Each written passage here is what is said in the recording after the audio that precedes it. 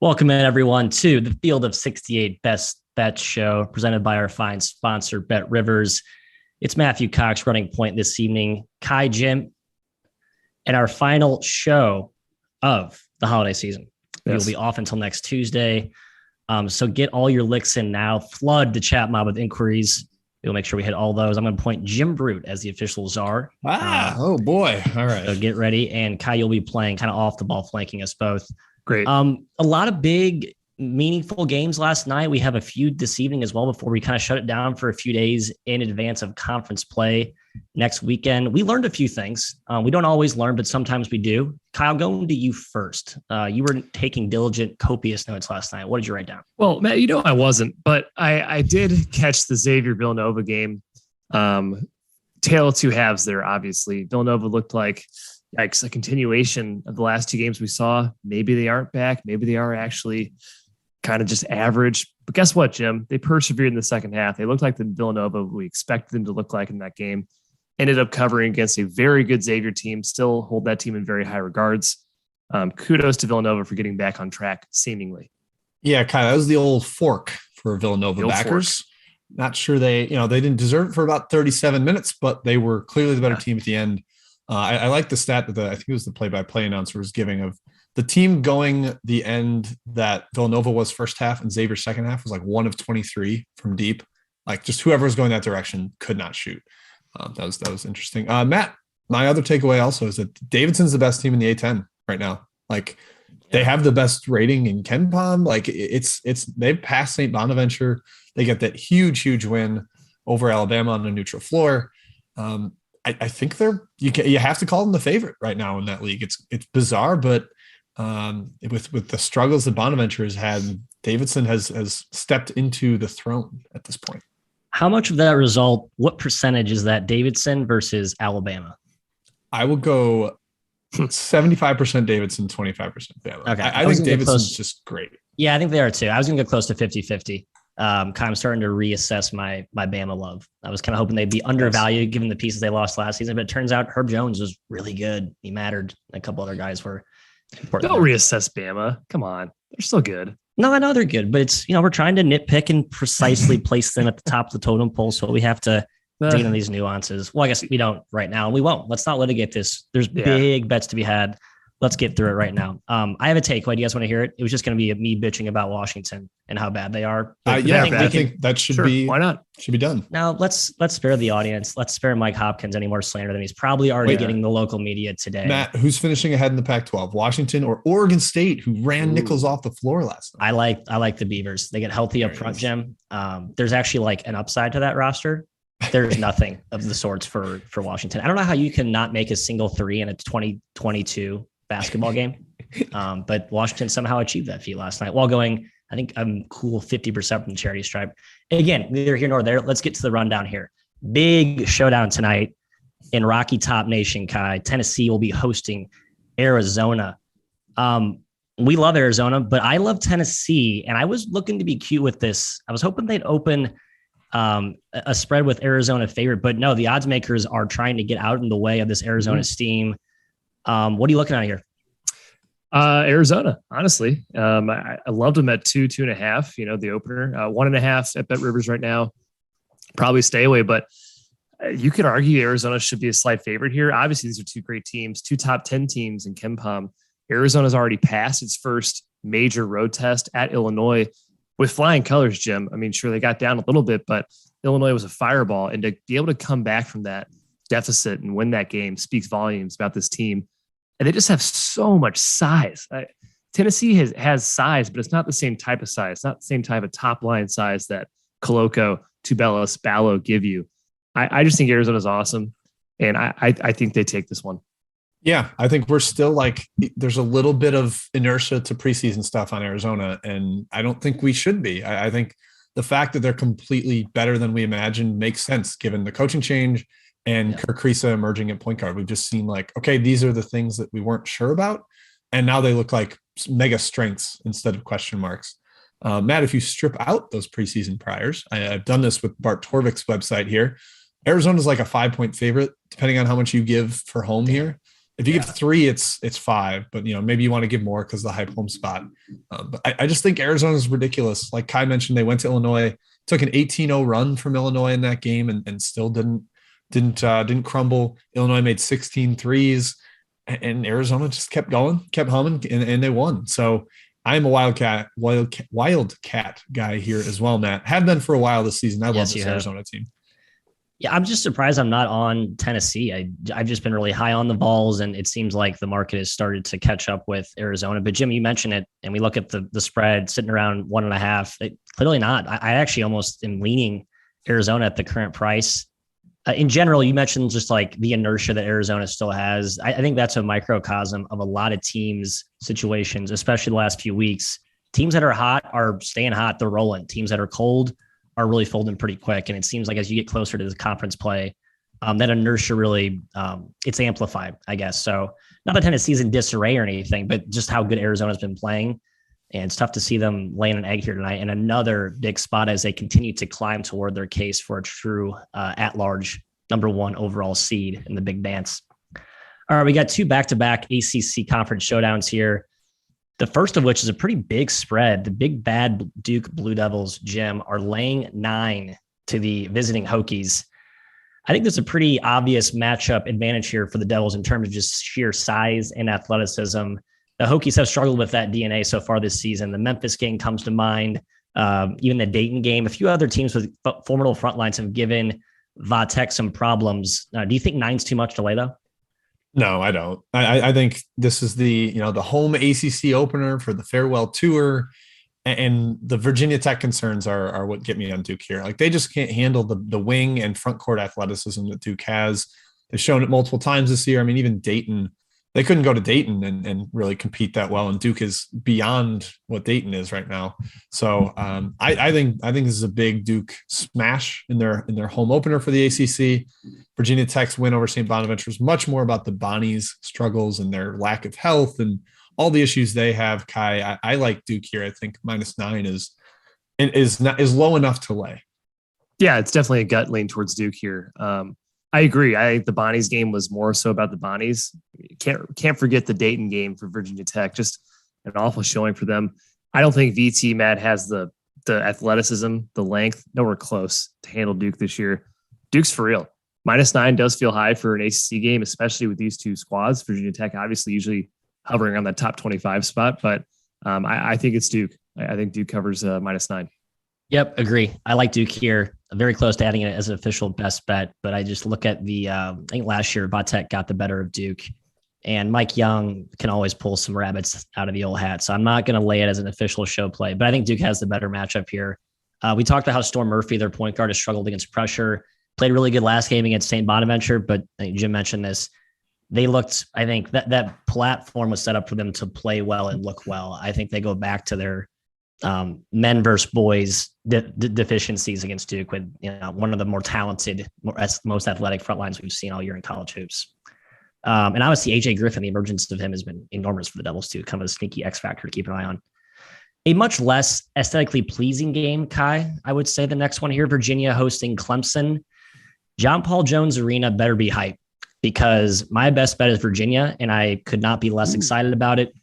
Laying 4, opened at a field goal, got bet up to a point there. Clemson's been solid. Virginia hasn't been. It's just still such a short spread for it. Again, the start of conference play. I think there's a little bit of a reinvigoration in Virginia. And I kind of like the matchup here as well. What are you looking at? I'll give you 3.5 if you want it at BetRivers, -3.5. Our fine spot. I'm just going to offer me the hook. Yes. Thank you, BetRivers. I love when they do that for us. They just move the line just a half point, then they move it right back up. Historically, I believe Virginia kind of owns this matchup, at least recent years. I believe so. I've got that pulled up. Oh, great. Jim, stats. We'll holster that. It's going to be a slow game. Last year's game was 59 possessions. Year before, 57. Year before that, 61. So this game's going to be right around 60, probably a little less than that. That makes me lean under. I realize the total is extremely low, but I still kind of like it anyways. Plenty of shooting, Jim, for Virginia, theoretically, Clemson to beat Virginia's pack line. But Virginia at home, I do think they're better coached. They are still a disciplined team despite their struggles thus far. I'm leaning towards the Hoos. Yeah, that's the one thing about the matchup that has me a little spooked. Is like, holy cow, we actually have a Clemson team that can shoot for once, like, and from the front court spots too. It's not just a couple guards that light it up. But yeah, so the matchup history at Virginia. Virginia's won 9 of the last 10. They've only covered 6 of the last 10, but it's a lot of big spreads, guys, and that makes sense because Virginia's been a big home favorite over bad Clemson teams. This one's only -3.5. Matt, I think you've got the winner. It's not going to be ugly, or excuse me, it's not going to be pretty. Like, I don't think Virginia's going to come out and win by 20 or something. We're going to have this easy sail cover, but it might be something like Villanova last night where they just separate a little bit late and we get this kind of undervalued, really good coach in the same way Jay Wright was. So I'm with you. I like the Cavs. I hope your best bet wins, Matthew. I hope so too. And I hope the folks who follow it also cash in. You guys mentioned the key matchup thing is like the precedent of Tony Bennett owning Brad Brownell doesn't really hold just because this is a very different Clemson team that we've seen in the past. Hopefully it doesn't come back to bite us. This is purely a price play for me. I don't really see a ton of matchup edge, a little bit of a potential interior advantage there for the Who's. I like it, don't love it. It's more of a price value play for me. Last game here before we get to the chat mob round 1 questions. COVID has reshuffled the schedule across the landscape. None bigger than unfortunate loss of Kentucky, Louisville. But God bless the Tops, Kai. Sticky Rick Stansberry going to fill the void. They're going to head to Rupp to take on Big Blue Nation. Mm-hmm. Team that's been awfully good against big-time competition. They're getting their full semblance of pieces back in the mix. We mentioned Cameron Justice, the way Davion McKnight's been playing at point guard. There's real talent on this Western Kentucky team, and we have seen them rise to the level of their competition. I don't want to call them a live dog tonight, but do you think they have a chance to compete?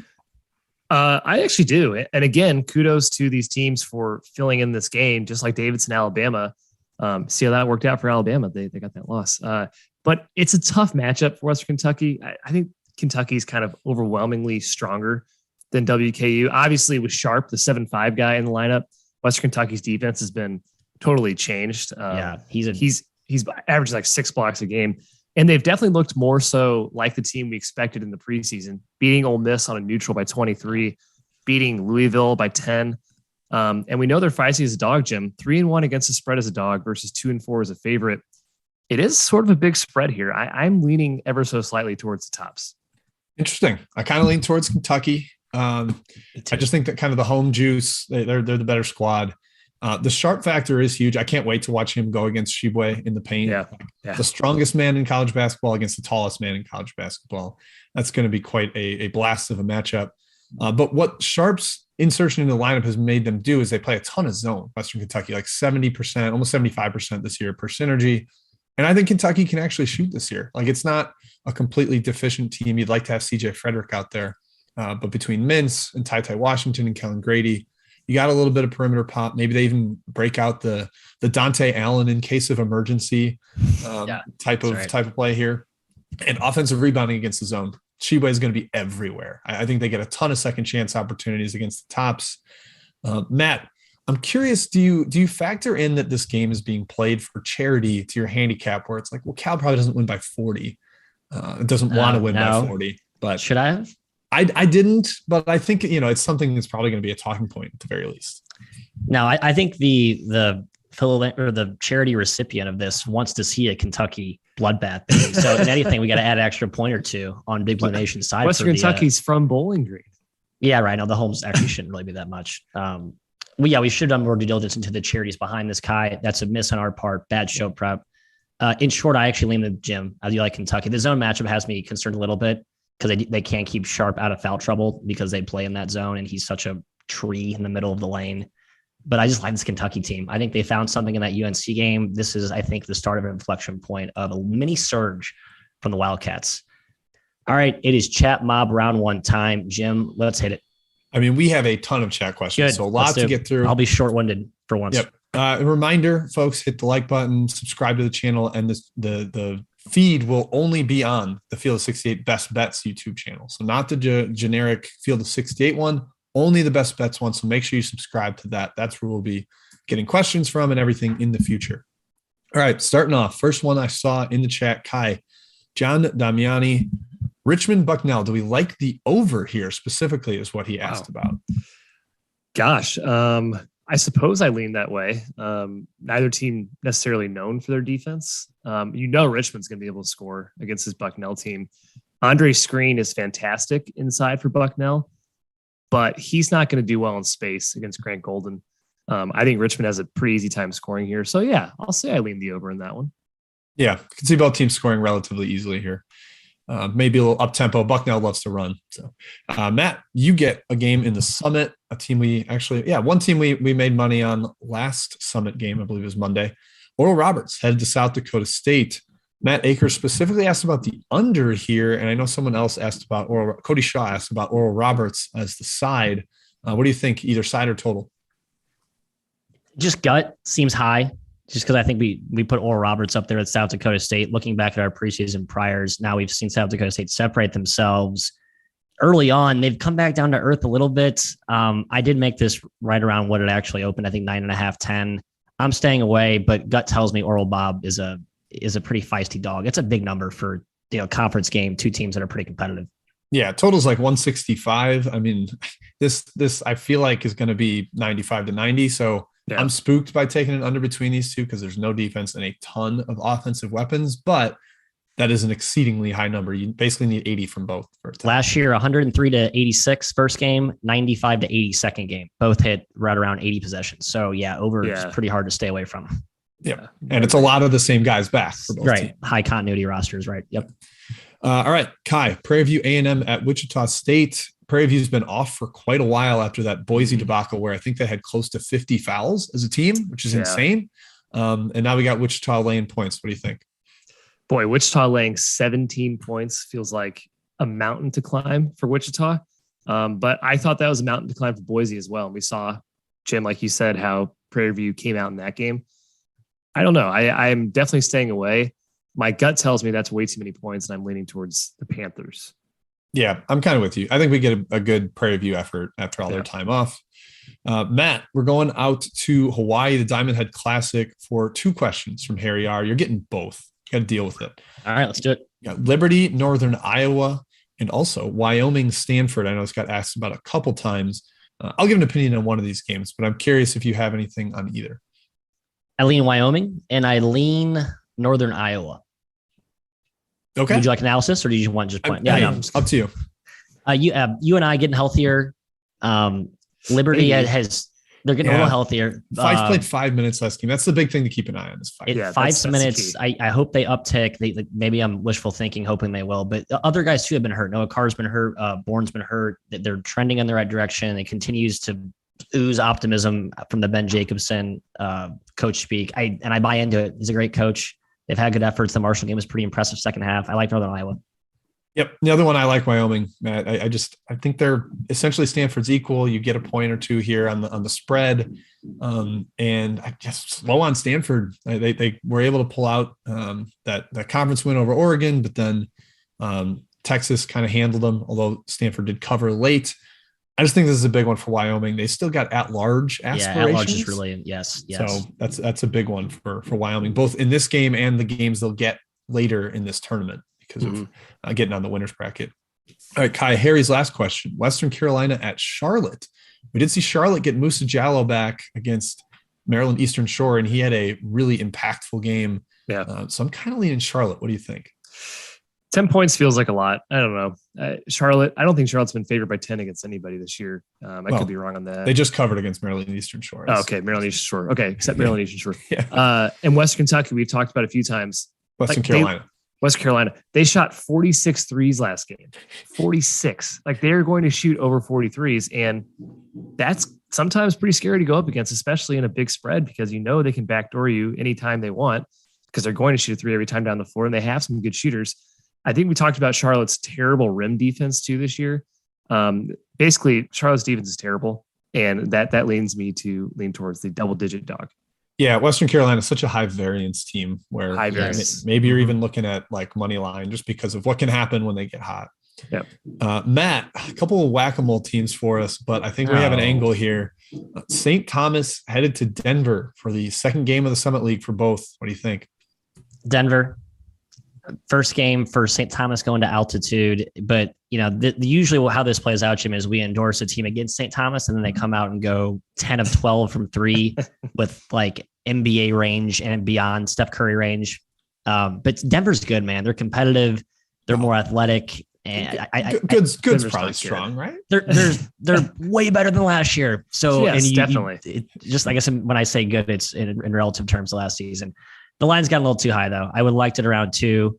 It's up to I think 3 now, or it's 2.5, 3. Yeah, buy the hook to 2 if you're going to take it. Oh, wow. Interesting. All right, let's do 2 more and then go back to the outline. I know there are a lot of questions. We'll finish up with them later. Don't worry. Kai, you get another Summit 1 teams that we've had trouble with. Western Illinois at Omaha. I don't know what you do with this until you know who's playing for Omaha. Yeah. My reaction right now is fade Omaha. Don't bet Omaha. Next question. Yeah. They haven't been bad against the spread, honestly. And Western Illinois, I think, is maybe they haven't covered in the last 2. But there's one clear better team here, and that's Leathernecks. So I just wouldn't bet Omaha, or I'd stay away. Yep, you're right on the last 2. They did not cover against Eastern Illinois, did not cover at Denver in their opener. All right, Matt, one of your darlings coming into the year, Brandon Gilden, curious about Bradley. They're at UTEP tonight, second round of that little Sun Bowl Invitational. UTEP had major food poisoning issues last night. Boom did not play. A couple others sat. Do you think that gives Bradley the edge here, even without Ja'Shawn Henry? Yeah, no Henry, and then no Boom last night, as you mentioned, the whole food poisoning thing. Just a lot of weird variables at play, bubbling beneath the surface. That's why I'm not getting involved. If you removed all of that, I would be on UTEP as much as I love Bradley. So that makes me a little more confident in my UTEP play because I know I'm fairly high on the Braves this season. But you mentioned, last game was Benemy's first game back. You have to integrate him. Maybe without Boom, the whole food poisoning thing. I don't know. Can we get some Tums? Get these boys ready to go. Get the miners ready to go. Because I want to do this. I know everyone loves when I hammer the hang loose miners sign. So that's what I want. Yeah, I mean Bradley's a 1.5 point favorite. This is at UTEP. Bradley just played there, but maybe you still give a point or so for home. There's a chance Boom could play. Food poisoning is usually like a 3-day thing. Do we have modelers in the group in the chat mob that can run a point approximation value of food poisoning 24 hours after the fact? I might be on UTEP here as a late ad. Thank you for asking this question, by the way. Verhoeven also missed. I think Alfred Hollins also missed yesterday. And Hollins, the Oregon State. So got to keep an eye on lineups. I mean, I think if Boom's in, you're getting them as a dog. That's crazy. That's crazy. Yep. All right, let's go back to the outline. Plenty more questions that I'm accumulating here. Don't worry, folks. We will get to them. All right, let's keep it rolling here. Almost forgot I was running the show here, Kai. I was waiting for you to step in, but no, this is my program. This is my show today. This is my show today. And what a delectable mid-major showdown we have here in the New York proper. The Monmouth Hawks, the ATS Darlings. I wonder if they'll go the entire season and cover every single game. So far, they're 12-0, almost halfway through, and they have not been beaten by the odds makers. They're hosting the pride of Hofstra, no pun intended, who just went in to Fayetteville and knocked off Pig Suey without their star guard, Zach Cooks. At Little Rock. Sorry, that's right. I wasn't at Fayetteville. At Bud Walton. I should definitely mention that.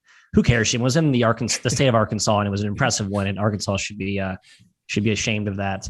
But Kai, maybe that's just how good Hofstra is. We saw him scare the pants off Houston opening game.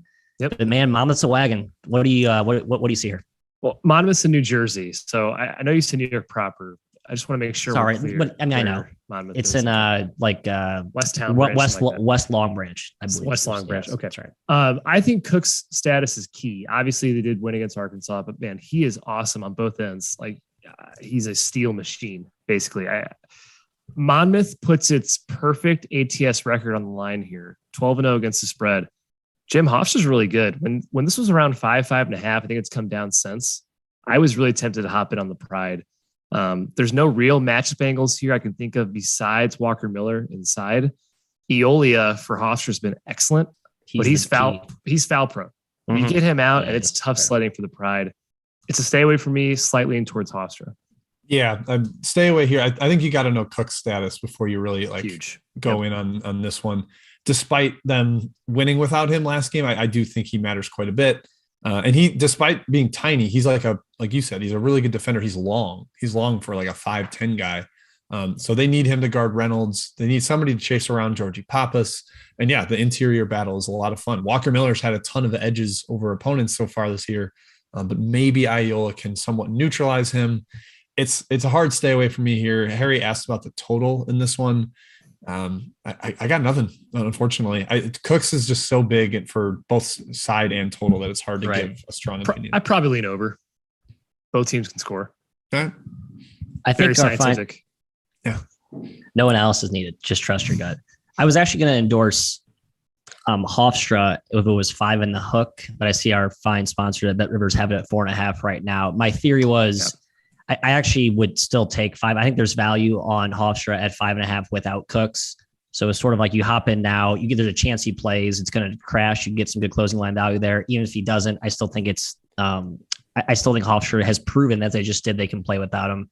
Pretty deep team. I feel like the line assumes he's out right now. That's what I thought. It's not going to go up higher if it won't go higher. Exactly. It's only going to go one way at this point. I think that's down. So at 5.5, you're definitely getting at the best price. But now it's 4.5. So just sit back, popcorn. Another one you want to watch and enjoy. Two teams that could make some noise in March when we see these two teams hopefully come out of their respective conferences. Yeah. All right, we're headed to the opposite side of the country. Spokane will be playing host stage for Washington State against Boise State. Two long defensive-minded ball clubs here. I've been in on both teams, but the market seems to have sniffed out the value for each as well. So I don't think I've really been fading or backing either team a whole lot here, Jim. For a game that I'm sort of interested in as a fan perspective, I don't have a lot of strong takes from a betting perspective. What are you looking at here? Well, we faded Wazoo a couple times successfully, I think, hosting South Dakota State. South Dakota State, yeah. I was actually in Spokane as well, and they lost. Oh yeah, good call. Oh, good point. Yeah. I don't know. This one's ticking up the line. I was kind of under the impression like, oh, Washington State can throw out some zone stuff that will give Boise State problems because they're very penetration reliant. But they've only played a little bit of zone this year and they've gotten destroyed doing it. So I don't think we'll see a ton of that from the Cougars. Tyrell Roberts is getting a little healthier. That helps Washington State give them a little more of an offensive weapon. He's going to get hot at some point. He's too good of a shooter. But I don't know. I don't have a ton here either. Kai, as this line creeps up, I'm curious if maybe Boise has some COVID issues, so I'm staying away. Yeah, that's what I'm thinking, Jim, because this line did explode. I think it got over 5 at one point this morning. It's down to 4.5 again. My thoughts are, okay, like always, someone knows the Boise player's out because I don't see why it would be climbing if everyone was healthy. Boise's not been a rollover team at all. And Wazoo literally, like I said, lost at this place to South Dakota State earlier. Boise has a top 35 defense. They've covered 3 straight games, I'm pretty sure. So life without Drew Tribe is no problem for them. Yeah, I agree. If everyone's in the lineup, I lean towards Boise at plus 4.5. Completely agree. 100% in endorsement of that. And you're right, Kai, they're playing better. The travel's not that bad, but it's another example of if you see some sharp movement suddenly out of nowhere that you can't quite explain it, don't be looking to pounce on the other side until you get some lineup clarity, especially for teams like Boise. UMKC comes to mind. Just teams that aren't as deep and don't really have they can't backfill if a few starters are out. Next one here, we're going to Auburn, home Auburn, which has been an absolute juggernaut. They are hosting Murray State, Kai. The Racers, we know they have upset potential. Mm-hmm. I got to think Auburn is not going to take this team lightly, given they probably watched the Memphis game. They know what kind of talent, what kind of shot makers, just pure athleticism that Murray State has. Now Auburn has that in spades. What's your matchup angle here? Yeah, in general, I just love Auburn. And Flanagan small possibility he's back. It's unfair to get him back. Man, that's unfair. Once he comes back, this team's going to be a fireball. Murray, tough mid-major. Obviously, they beat Memphis. They beat Chattanooga, which was almost as impressive the way they beat them. 6-2 against the spread. This game likely plays to a higher tempo. Obviously, it favors Auburn a little bit. I don't want to step in front of this Tiger team, even though at 12.5, that feels high for a caliber team like Murray State, a team with KJ Williams who can be a monster on the offensive glass. I think there's too many athletes on the other side, and I'm staying away. Yeah, home Auburn, Matt, you mentioned they're 4-1 against the spread this year. Not surprising. I mean, that team seems to constantly blow foes out at home. We did see Murray State compete on the road at Memphis against a big athletic squad, but they made a ton of shots in that game. And that was when Memphis was still like internal feuding and wasn't really figured out yet. This one's probably a stay away from me. It feels a little high to back home Auburn against a actual quality squad. So I can't really get on board either side in this one. I don't know, Matt, anything for you? I do lean Murray. If it 13, I think is where I would draw the line there on that price. And currently it's sitting at just below, I think 12.5 at BetRivers. I'd like to get up to 13 before you hop in on Murray. I know I'm nitpicking on points when you're getting into the teens, but I just don't want to bet against home Auburn. I really don't. On the other token, I like this Murray team a lot, and they have the horses to run with Auburn. It kind of reminds me of like a Western Kentucky type of recipe where they can really play up to their competition because they actually have that type of talent or near close to that type of talent and speed to hang with those guys. All right, last game here on the outline before we get to Chat Mob, and I begrudgingly included this game because Kai believes it's a top 5 rivalry in college basketball, right behind Mizzou KU, right behind Mizzou Arkansas, right behind Mizzou SEMO. So we're going to talk bragging rights, which is a stone's throw from where I'm currently sitting right now in my dad's office downtown. St. Louis playing stage 2, Mizzou, Illinois, for literally bragging rights, because I know you guys like to talk ish to your Illinois friends after you win. And you've won 3 in a row, Jim. Does it sustain today, or does Illinois run circles around you? The latter. I think there is a lot of trouble for Mizzou when they play up against really good competition. Look what happened to Kansas. Maybe this won't be quite that gruesome, but I don't see how Mizzou stops Kofi Cockburn. Kai, we're going to throw Jordan Wilmore at that. That is going to be the most disgusting mismatch of all time. Kofi's way more mobile than Mr. Wilmore. And I don't even think Wilmore's strong enough to like hold his ground despite being a gigantic human. So then there's going to be doubles coming, and Illinois can hit threes. I have no idea how Mizzou scores here. They're a terrible shooting team. That's a problem against Illinois playing kind of quasi pack line-ish principles. I don't like it, Kai. I don't like it. I'm worried about our Tigers. Jordan Wilmore's center of gravity is basically the moon. So there's no way he's doing anything against Cockburn. It's going to be a murder scene for Kofi. This game is usually close. So if you want to look for something for Mizzou's favor in a 13.5 point spread here, I think the last real blowout was 05 with that Illinois title team. These two teams just on different scales though right now, Matt. I mean, Illinois is clearly way better. Obviously the spread indicates that. All you can really count on here is Pickett is going to have a huge game because he always steps up against rivalry games, but that's it. I think Illinois covers. I think under is a great play as well. I think do you? Oh yeah, Jim. Yeah, what do you think about under? Under's my best bet here, guys. Great. The taker of unders. Our friends at BetRivers have it up to 139, so I'm excited to add Illinois Mizzou under as my best bet. I just think Mizzou struggles to score over 60, so as long as Illinois doesn't go absolutely nuts, then I like the under here, Matthew. I think I do as well. The only concern I would have, and actually what I think Kwanzaa should be looking to do, is just go complete extreme small ball, similar to what they did in the Utah game. My brother pointed this out very astutely. Because Utah was without Carlson, as you could just play, they didn't have to play Wilmore, right? They could just play wings, forwards. Great idea. And it was it made sense. Like the offense actually had spacing, didn't look as horrific as we've seen. Now you're going to give up 40 to Kofi if you do that, but hey, at least you have a puncher's chance on the other end. Maybe Kofi gets in foul trouble. Maybe you throw some traps, some different deceptive looks. I don't know. You got to try to shake up the pot here. You're 14-point dogs. You're outclassed. You can't just go and play your game against their game because it's going to end up poorly. It's the insane part about Mizzou playing small ball is they still don't have shooting. They don't even have shooting. Yeah. How do you have that many guards and wings there either? Yeah, it's ridiculous. But to me, it feels like the lesser of two evils in this case. Fair. All right, back to Chat Mob. I assume we got a flurry. Let's hit him. Oh, yeah. All right, Kai, you're getting this one. Matt Akers asking about Middle Tennessee at Chattanooga, potentially the SoCon favorite. Nooga back home after a couple tough road games. But Middle Tennessee's been an absolute wagon this year. One of the best teams against the spread, which is very surprising to us, and I'm sure their fans as well. Down to 8.5, I would start to lean towards Chattanooga at that price. I still think this is an awesome team. They have got Casey Hankton's always in and out of the lineup, but I just think they're much better. I'd probably lean towards them. Yep. Yeah, I'm not getting in front of Middle Tennessee right now. Why would you? Wild. Yeah, it's wild how good they've been against the spread. And the program should be better than it has been the last 2 years. So definitely. Yep. I kind of buy it. All right, Matt, out west near me. You talked about the game that's nearby you, but we're talking San Diego at UNLV for a leg show here. He thinks it's too high. UNLV laying 9. I would tend to agree. UNLV not a great big favorite, but San Diego's got issues on the roster. Yeah, it did feel a little high to me. I've had UNLV rated a little higher than the market most of the year. So unfortunately, that's why I'm not going to be following. It sounds like he's sniffing out the Treras here as a value play. I don't think he's wrong. They got some key guys back. I think Terrell Brown's back in the lineup now. They got one more starter who I'm blanking on. I don't think Calcaterra is back yet. Townsend and Calcaterra, I think, are both out. Townsend's out. Okay. Terrell Brown's big, though. He's like their big guy up front. He has some muscle, and UNLV's got some size and some length. You need to be able to at least compete on the boards here.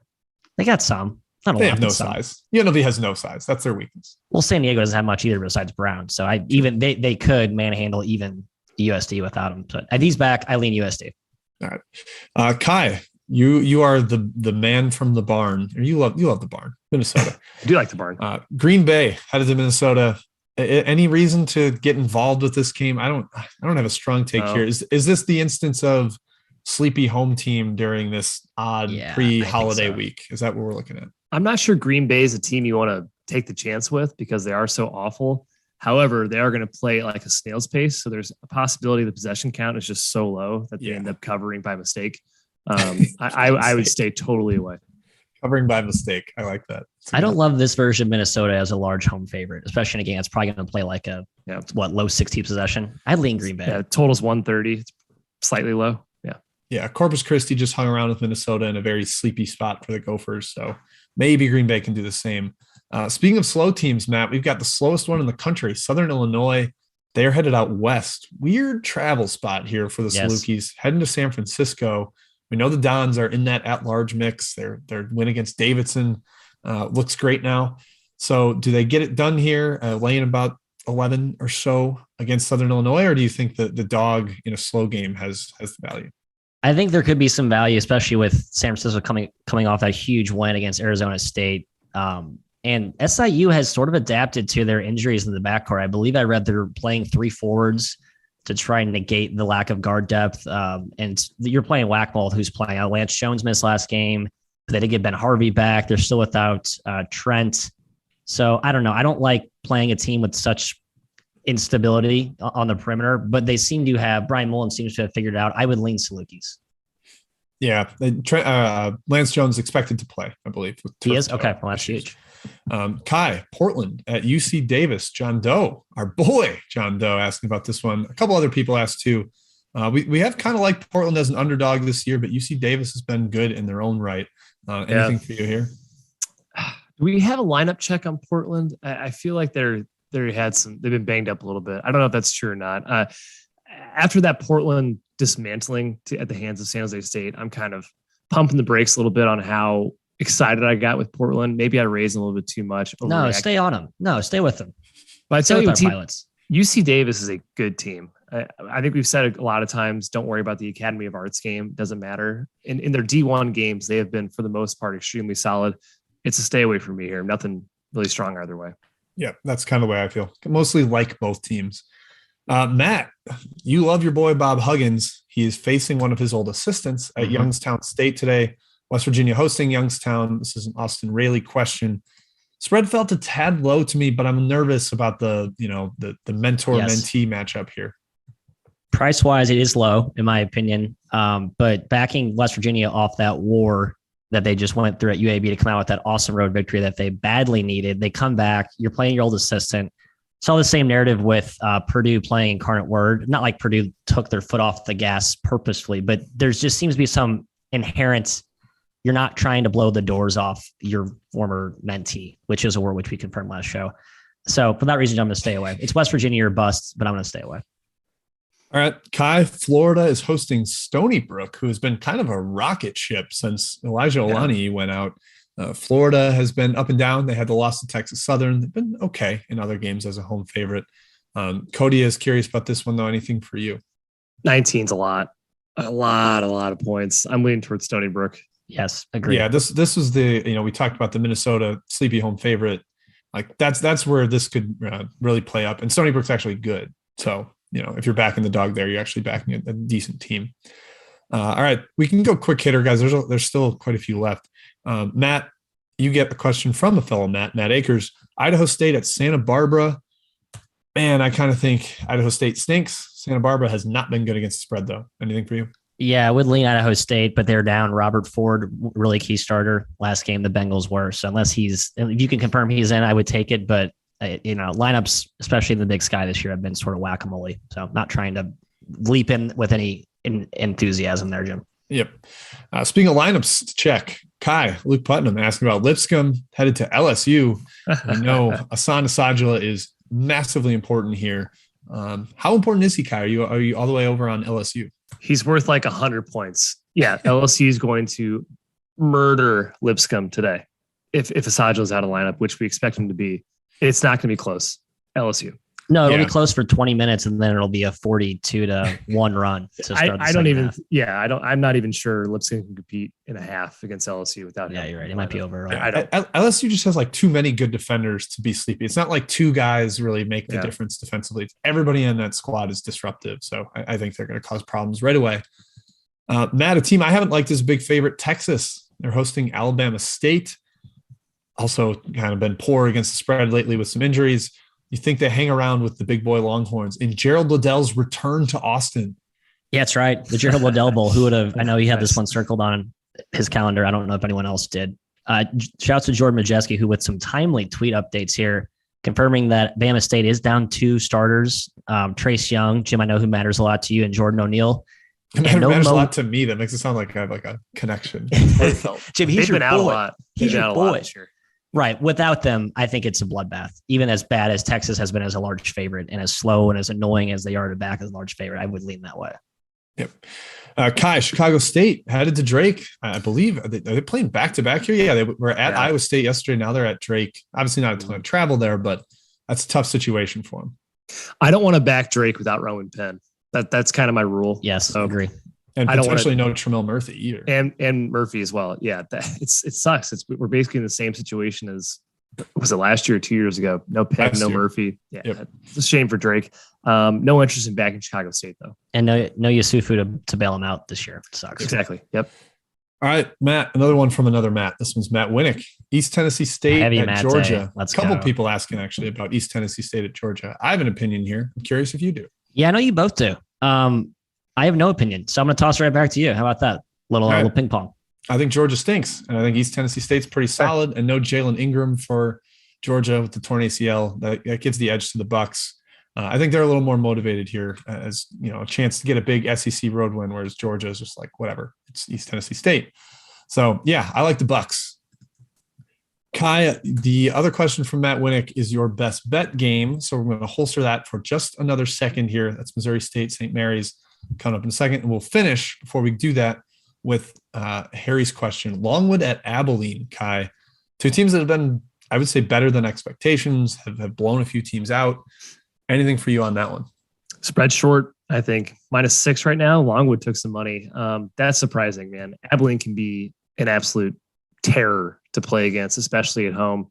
I would lean towards Abilene. Yeah, I like the over. Kind of with you. I like the over. Like this game goes just crazy.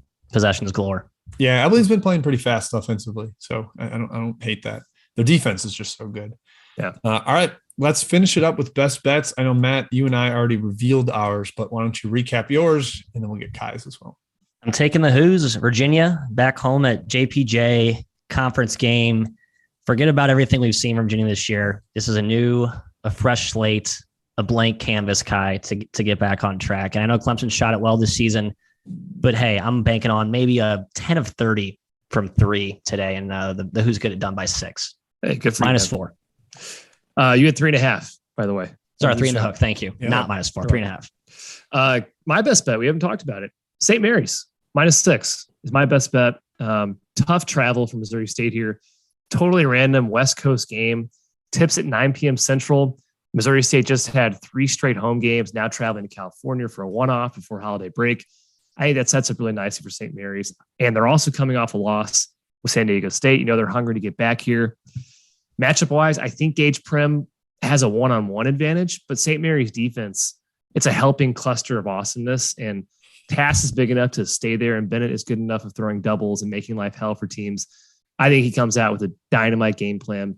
They obviously protect the paint so well. Worried about the Bears shooting just a little bit. That's pretty much every single game. So I'm taking St. Mary's -6 as my best bet. It was very close to a bet for me, Kai. So I like where your head is at there. All right. And then to recap, mine was Mizzou, Illinois under 139, counting on Mizzou trying to slow the pace and not being able to score at all. So hoping for no points in the bragging rights game there. All right, guys, I believe that wraps it up. Matt, you want to take us home? Yeah. Hey, before we sign off here, remember the feed is changing, and we'll try and keep you posted on specific instructions as to how to find that. Just make sure to follow us on @3MW_CBB. We will make sure we place you in the right audience. I assume through the actual channel page itself, we'll have directions there as well. But those of you who've tuned in all year, thank you. Come back in 2022. Well, Matt, we're going to be back before the new year. 2022. That's right. We're not quite to the new year yet. We'll be back to preview the gauntlet of games that will be unveiled on New Year's Day. It's going to be a huge slate. It's always a scary one. And again, subscribe, hit the button right now, smash it, but don't break your keyboard. Good luck today. Happy holidays. Merry Christmas, whatever you celebrate. Thanks for coming by.